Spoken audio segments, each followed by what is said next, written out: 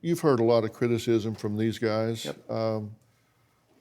I have serious problems with some of the judgment that your wife has shown in this situation. Yep. I mean, paying her daughter to lie to CPS to cover for you is a bad situation. Yep. She clearly is an enabler. Yep. That has contributed to Nick's problems. Yep. I get that. But I want to talk to you about you for a minute, and I want you to listen to me for a minute. Okay. From a standpoint of this not being a competition. I've been saying that for years. Yeah, I'm sure you have. I have. My wife's been in competition with the love of the kids for years, and I have the conversation, stop being in competition. It's not a competition.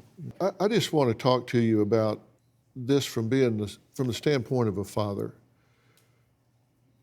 You know, every situation needs a hero. Every situation needs somebody that will step up and say, I can't change what has happened. I can't change what has gone on. And I don't know if you're that person here or not, but I've buried your son before. I have stood there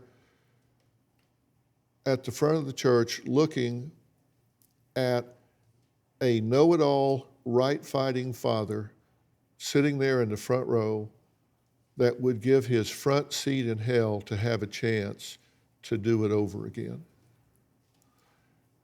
And Jim, I'm telling you here, you have some theories about parenting. And what people don't know is you've got a 9-year-old at home. Yep, who's never been touched ever. So you've got a 16-year-old and you've got a 9-year-old. So these two still have the opportunity to be impacted greatly. But in order to do that, you have to get out of your own way. You have to put ego aside and decide, you know what?